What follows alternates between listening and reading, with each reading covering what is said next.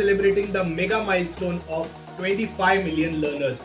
Thank you for making Olive India's most trusted government exam preparation platform. Celebrate this milestone with the biggest sale of the year. Get 55% off on all plans. Don't miss out. Join the 25 million celebration on Olive Board today. Hello everyone, welcome to Olive Board. In this video, we are going to discuss about new SEBI rule for the SDI. 1 crore minimum is the new SDI amount, right? जो SEBI लेके आया है. हालांकि ये वाला particular new rule we have already discussed in the finance current affairs series. तो अगर आप हर थर्सडे को और फ्राइडे को फाइनेंस करंट अफेयर्स और उससे रिलेटेड एमसीक्यू सीरीज देख रहे हो तो डेफिनेटली ये वाला ऑलरेडी कॉन्सेप्ट आपके कवर हो चुका होगा. In this particular video we are going to in detail discuss about this thing. ठीक है. So before starting I would like to tell you about an amazing offer. Here at Olive Board we are celebrating 25 million users. So you are getting 55% off on all-in-one regulatory exam subscription and the last date to avail this offer is 20th May. So you can avail this offer. The code is 25M, right? So you can join this course at a flat 55% discount. This is for 20th May. You can also download our application और वहाँ पे आपको सारे ही YouTube channel का PDF available हो जाएगा. You can start downloading the previous year questions as well from our channel, from our application and you can start practicing them. सबसे पहले start करने से पहले मैं आपको securitization process का मतलब समझाना चाहूँगा. इस बार बार सर्कुलर के अंदर इस वाले पर्टिकुलर न्यूज के अंदर securitization, asset reconstruction company, right, या फिर एसपीवी बोल दो, ओरिजिनेटर बोल दो, इन्वेस्टर बोल दो, ये बहुत सारी टर्मिनोलॉजीज आएगी. मैं आपको सबसे पहले सिक्योरिटाइजेशन का मतलब समझाना चाहूंगा, उसके बाद हम आगे प्रोसीड करेंगे. ठीक है. सबसे पहले एक बैंक होता है. ठीक है. कोई फाइनेंशियल इंस्टीट्यूशन भी हो सकता है जिसको हम क्या बोल लेंगे, ओरिजिनेटर बैंक बोल लेंगे. इनके पास काफी सारे लोन्स होते हैं. लेट सपोज बैंक्स के पास 100 करोड़ का लोन पड़ा हुआ है. अब लोन्स क्या है ना, बैंक के लिए असेट है, राइट. बैंक के लिए असेट है क्योंकि वो बैंक को फ्यूचर इकोनॉमिक बेनिफिट देने वाली है, इंटरेस्ट देने वाली है, प्रिंसिपल का रीपेमेंट देने वाली है. So that's a asset for the bank. However it is not liquid. अब लोन्स है 4 साल, 5 साल, 10 साल के लिए अलग अलग टेन्योर्स पे गिवन है. सो ये इनलिक्विड असेट है. इसी को एक लिक्विड असेट बना के अगर हम किसी को सेल कर दें, इस प्रोसेस को सिक्योरिटाइजेशन बोलते हैं. समझना, इस लोन को मैंने सेल कर दिया एक एआरसी को, असेट रिकंस्ट्रक्शन कंपनी को, या फिर मैं इसको एसपीवी बोल देता हूं, स्पेशल पर्पस व्हीकल बोल देता हूं, राइट. इसको मैंने मान लो ये लोन सेल कर दिया. एआरसी या तो मुझे आज का आज ही पैसा दे देगी, राइट.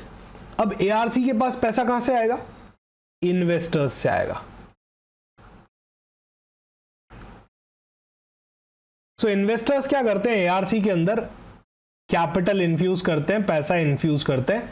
इन रिटर्न एआरसी क्या करती है, सिक्योरिटीज दे देती है इन्वेस्टर को. इसको हम बोलते हैं सिक्योरिटी रिसीट्स. एक तरह से लोन जो है ये बैंक की जगह अब एआरसी का हो गया. अब एआरसी ने क्या किया, पैसा उठाया इन्वेस्टर्स से और उनको शेयर्स दे दिए, सिक्योरिटी रिसीट्स दे दिए. तो क्या मैं बोल सकता हूं इनडायरेक्टली ये लोन के अंदर जो पैसा लगा हुआ है वो किसका लगा हुआ है, इन्वेस्टर्स का लगा हुआ है. तो इससे आने वाले बेनिफिट भी किसको रूट होंगे, इन्वेस्टर को होंगे. So what we have done here is we have turned a illiquid asset into a liquid asset.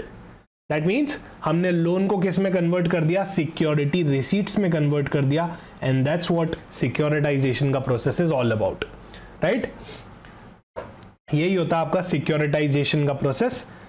हमने यहां पे एक इलिक्विड असेट को सिक्योरिटी इंटरेस्ट में कन्वर्ट कर दिया, सिक्योरिटी रिसीट्स में कन्वर्ट कर दिया. That's called as securitization. अब ये जो सर्कुलर है ये एसडीआई की लिमिट से रिलेटेड है. एसडीआई का क्या मतलब होता है, सिक्योरिटाइज्ड डेट इंस्ट्रूमेंट. एक साथ पढ़ोगे तो टफ लगेगा, अलग अलग करके पढ़ोगे तो सिंपल लगेगा. सिक्योरिटाइज्ड मतलब इसका सिक्योरिटाइजेशन हो चुका है. सिक्योरिटाइजेशन क्या होता है सर, अरे अभी तो पढ़ाया. सिक्योरिटाइजेशन एक इलिक्विड इंस्ट्रूमेंट था, उसको हमने सिक्योरिटी रिसीट्स में कन्वर्ट कर दिया. अब सिक्योरिटाइज्ड डेट इंस्ट्रूमेंट एक ऐसा डेट इंस्ट्रूमेंट जिसका सिक्योरिटाइजेशन हो चुका है. That means that is a SDI. ये एक डेट इंस्ट्रूमेंट था जिसका सिक्योरिटाइजेशन हो चुका है. ठीक है. So securitized debt instruments means financial products or financial instruments where group of loans or receivables, it can be home loan, car loan, credit card dues, anything, are bundled together and sold to the investors. Sir ये तो same लग रहा है, तो same ही तो है. देखो समझना बात को. इस बैंक के पास बहुत सारे लोन्स थे. अब ये लोन्स कुछ भी हो सकते हैं. होम लोन्स हो सकते हैं, कार लोन्स हो सकते हैं, या इनका एक बंडल हो सकता है. मान लो बहुत सारे लोन्स थे, उनका एक बंच बनाया, उनका बंडल बनाया और एक असेट रिकंस्ट्रक्शन कंपनी को बेच दिया या फिर किसी एसपीवी को बेच दिया, स्पेशल पर्पस व्हीकल को बेच दिया. ये स्पेशल पर्पस व्हीकल क्या करेगी? सिक्योरिटी रिसीट्स बना देगी, राइट? सिक्योरिटी रिसीट्स बना देगी. So that's what सिक्योरिटाइज्ड debt instrument is all about. It's a bunch of loans जिसको हमने क्या कर दिया, जिसका सिक्योरिटाइजेशन कर दिया. सही है सर. डेट इंस्ट्रूमेंट क्या होते हैं? अरे लोन्स होते हैं, डेट इंस्ट्रूमेंट्स तो होते हैं, बॉन्ड्स हो गए, डिवेंचर्स हो गए, नॉर्मल लोन्स हो गए, सारे डेट इंस्ट्रूमेंट है. Fixed interest bearing security. Debt instrument क्या होता है? Fixed interest bearing security. That's what debt instrument is all about, right? अगर उसका मैं सिक्योरिटाइजेशन कर दूं तो वो क्या बन जाएगा? सिक्योरिटाइज्ड डेट इंस्ट्रूमेंट. कहने का मतलब इस इंस्ट्रूमेंट सिक्योरिटी के बैकिंग में काफी सारे लोन्स हो सकते हैं. सही है, काफी सारे लोन्स हो सकते हैं. So these bundle generate regular payment and investors earn return from these payment. अरे यार ये जो लोन्स थे ये तो अब से इन्वेस्टर्स के हो चुके हैं, उनके पास सिक्योरिटी रिसीट्स पड़े हुए हैं इनके, तो इनसे आने वाले बेनिफिट्स इन्वेस्टर को भी जाएंगे. तो अब जैसे जैसे अपने ईएमआई का पेमेंट करेंगे तो इन्वेस्टर को भी डेफिनेटली यहाँ पे बेनिफिट होगा. ओके, सो यही होता है आपका सिक्योरिटाइज डेट इंस्ट्रूमेंट. ओरिजिनेटर कौन होता है? तो ये ओरिजिनेटर होता है. ये बैंक आपका फाइनेंशियल इंस्टीट्यूशन क्या हो गया? आपका ओरिजिनेटर हो गया. Entity such as bank or financial institution that creates pool of asset for securitization. अरे बहुत सारे लोन्स का पूल बनाया ना मैंने, बहुत सारे लोन्स का पूल बनाया, अलग अलग तरीके के लोन मर्ज कर दिया और उसको क्या कर दिया? सिक्योरिटाइजेशन की प्रोसेस में डाल दिया. मैं कौन हो गया यहाँ पे? ओरिजिनेटर हो गया. मान लो एक हाउसिंग फाइनेंस कंपनी है, उसने पोर्टफोलियो बना दिया उसके होम लोन्स का और सिक्योरिटाइजेशन पर्पस के लिए, तो वो क्या हो गया? ओरिजिनेटर हो गया. बहुत ही सिंपल. क्या हो गया? ओरिजिनेटर हो गया. सर एसपीवी क्या होता है? वही तो होता है एसपीवी. देखो, means a trust which acquires debt और रिसीवेबल. तो हमने बैंक से क्या किए थे? डेट्स और रिसीवेबल्स खरीद लिए थे, right? Out of funds mobilized by issuance of सिक्योरिटाइज्ड debt instruments through one or more schemes. अब इन्वेस्टर्स से पैसा लिया था और क्या किया था? बैंक से, फाइनेंशियल इंस्टीट्यूशन से लोन्स बाय कर लिए थे. सो क्या हो गया? हम स्पेशल पर्पस एंटिटी बोल लो, व्हीकल बोल लो, डजंट मैटर, राइट? ये होते हैं आपके स्पेशल पर्पस एंटिटीज या व्हीकल्स. सही है. स्पॉन्सर क्या होता है? देखो, स्पॉन्सर मतलब इन्वेस्टर. जिसने स्पॉन्सर किया एसपीवी को, वो क्या हो गया? स्पॉन्सर कहलाएगा. जिसने एसपीवी में इन्वेस्टमेंट किया वो आपका स्पॉन्सर हो गया. तो एकदम सिंपल प्रोसेस है, राइट? एकदम सिंपल प्रोसेस है. अच्छा, यहां पे समझने वाली बात क्या है? यहां पे समझने वाली बात यह है कि अगर आप एक एसडीआई के अंदर इन्वेस्टमेंट कर रहे हो तो उसका मिनिमम अमाउंट कितना हो चुका है? 1 करोड़ रुपए हो चुका है.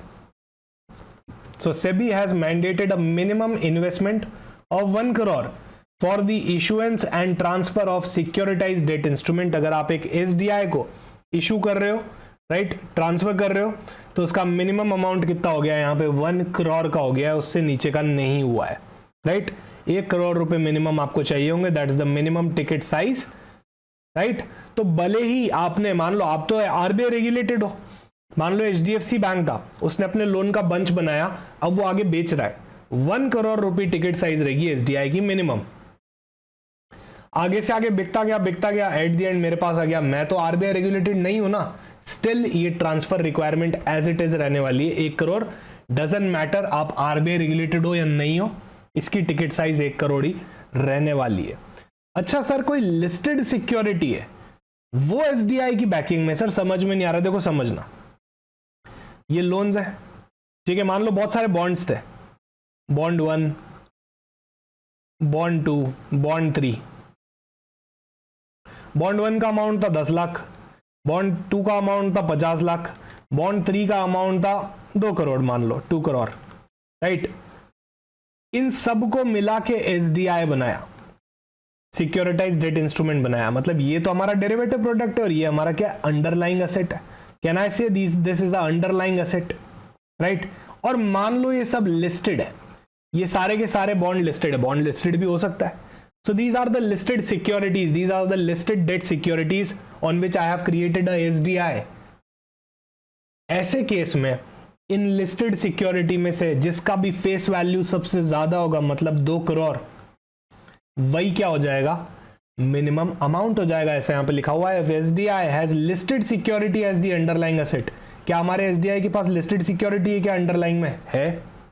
The minimum ticket size shall equal to the highest face value among such securities. इन सिक्योरिटीज में सबसे हाईएस्ट वैल्यू किसकी है, 2 करोड़ की है, वो आपका मिनिमम अमाउंट हो जाएगा यहाँ पे, राइट। यही आपका प्रोविजन है। सर ये सब करने का क्या रीजन है, क्यों 1 करोड़ रुपए करना है, क्यों हाईएस्ट वैल्यू करनी है? ताकि participants have the sophistication to understand the complexities and risk associated with SDI। SDI के अंदर रिस्क एसोसिएटेड रहता है, इनके अंदर रिस्क रहता है।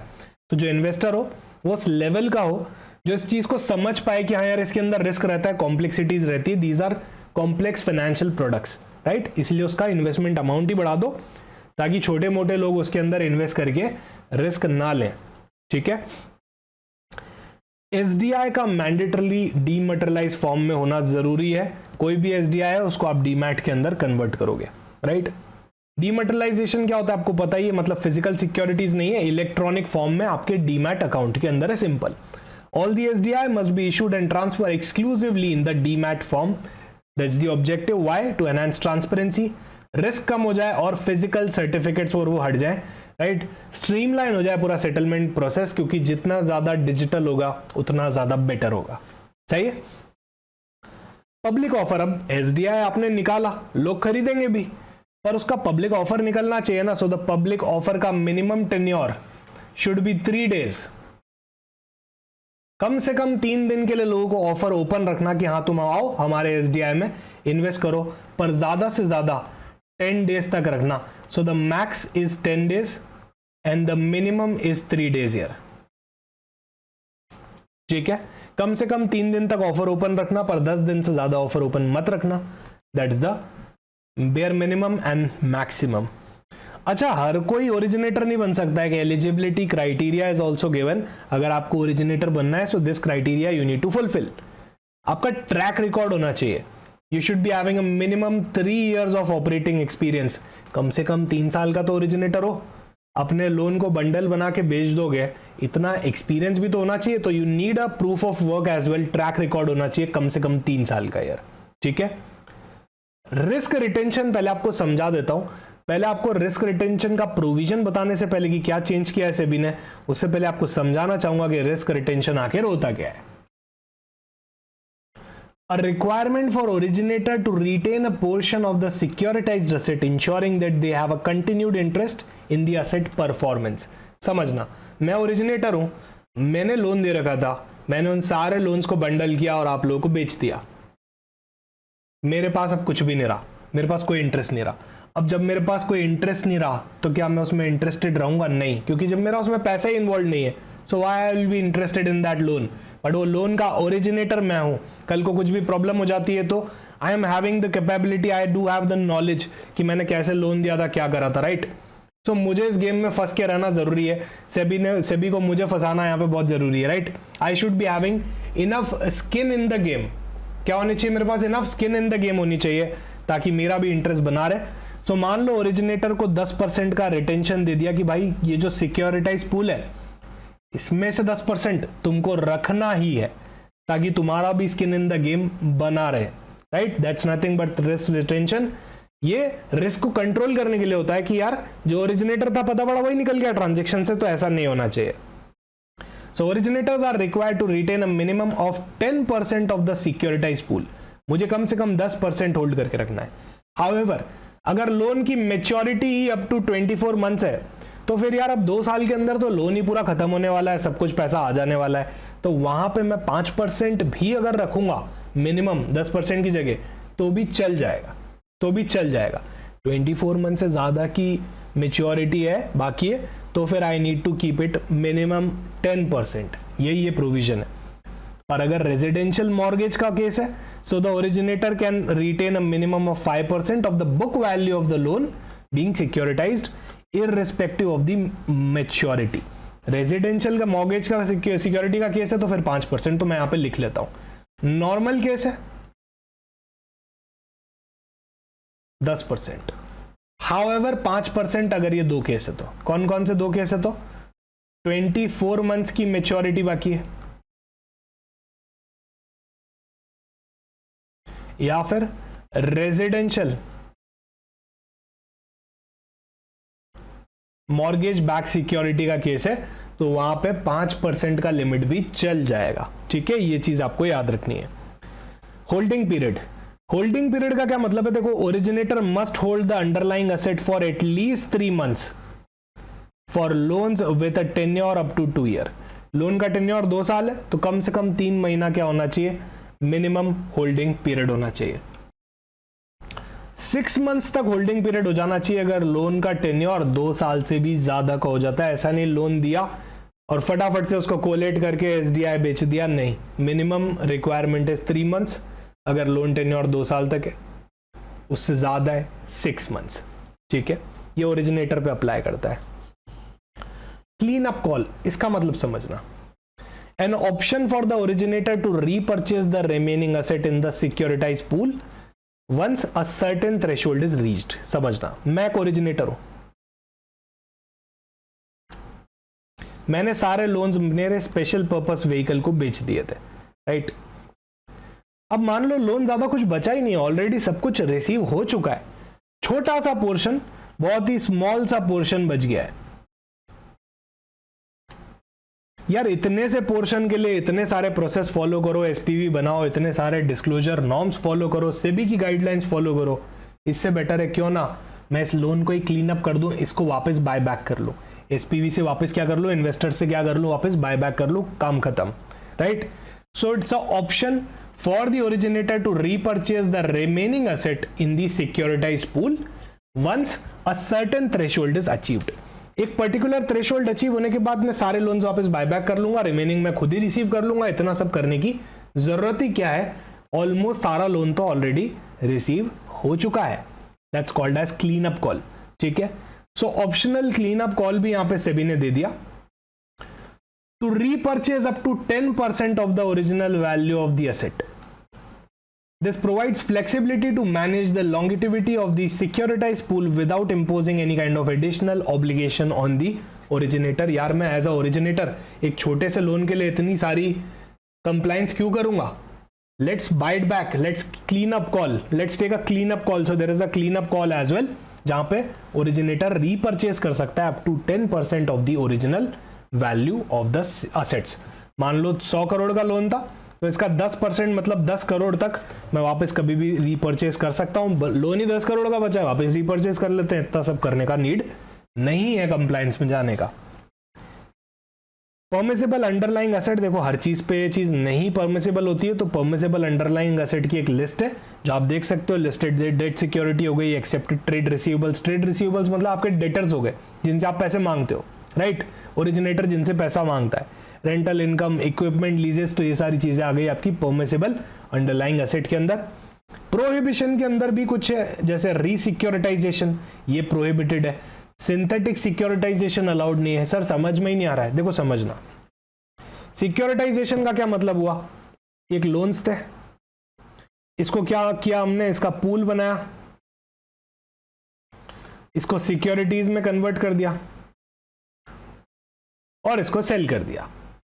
अब क्योंकि ये लोन हम वापस रिकवर ढंग से कर नहीं पा रहे, मान लो बैड लोन्स हो गया है, तो ये सिक्योरिटी रिसीट्स की भी कुछ वैल्यू रही है क्या? ज्यादा नहीं रह पाई है।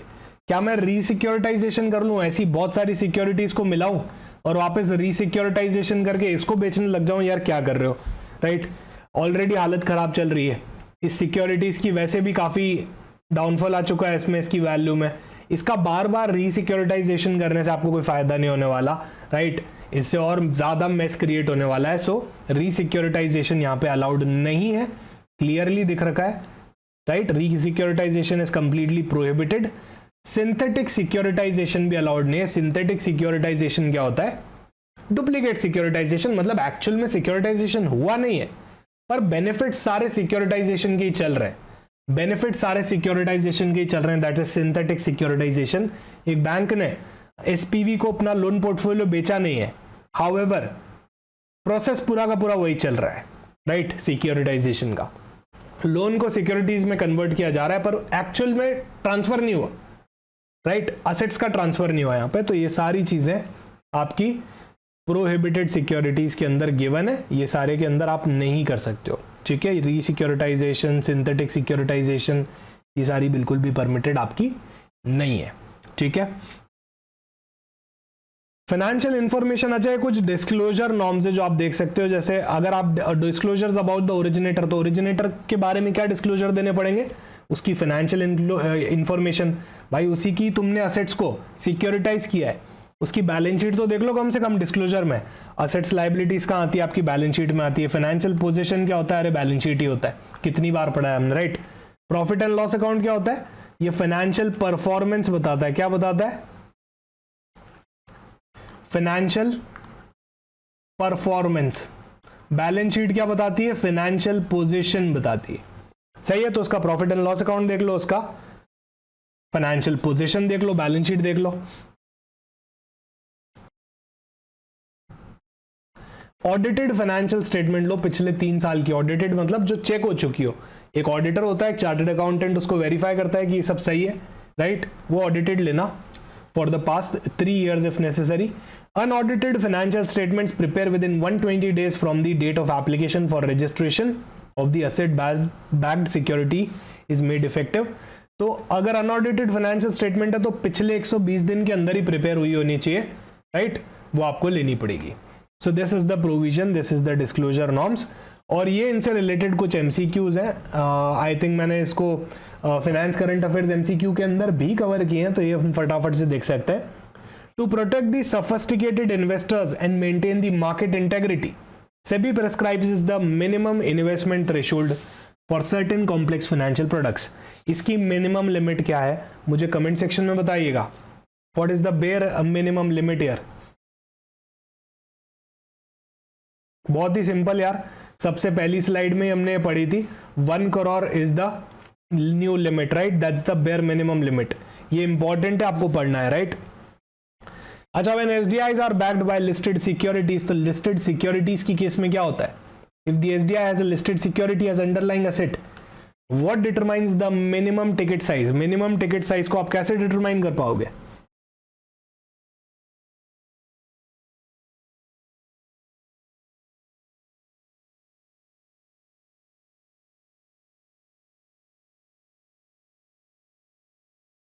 तो मिनिमम टिकट साइज को हम कैसे डिटरमाइन करेंगे? उसकी हाईएस्ट फेस वैल्यू लेके करने वाले हैं। Option D is correct here. Securitization transaction are governed by defined norms to ensure market discipline and investor protection. Which of the following statement is not true as per the SEBI's SDI norms? कौन सा statement इनमें से गलत है?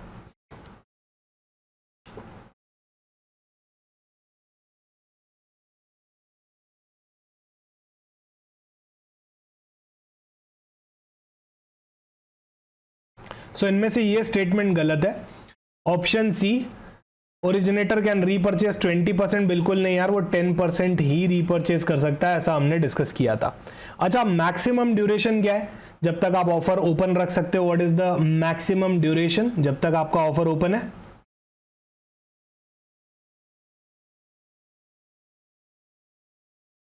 And the maximum duration here is 10 days। Minimum कितना था हमारा? 3 days था, राइट। अच्छा, कौन सा regulation advertisement related for SDI to align with? तो एसडीआई को एडवर्टीजमेंट रिलेटेड कौन सा रेगुलेशन फॉलो करना यहाँ पे जरूरी है?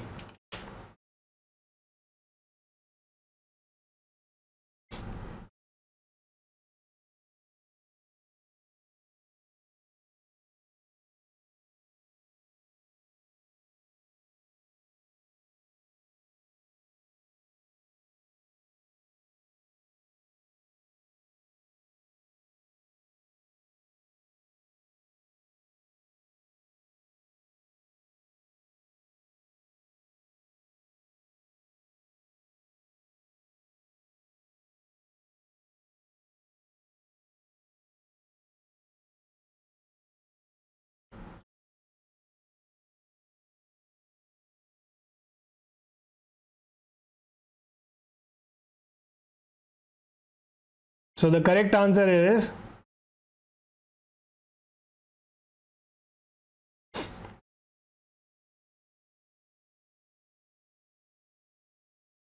option E, non-convertible security guidelines. These are the applicable, right? अच्छा, मिनिमम रिस्क रिटेंशन रिक्वायरमेंट कितनी रहने वाली है for originators in general SDI transaction? What is the bare minimum retention requirement? That's 10%, है ना? 10% मिनिमम रिटेन करके रखना पड़ेगा। रिटेंशन रिक्वायरमेंट जिसका 24 मंथ्स के अंदर ही मेच्योरिटी आने वाला है, what should be the retention requirement in such kind of security?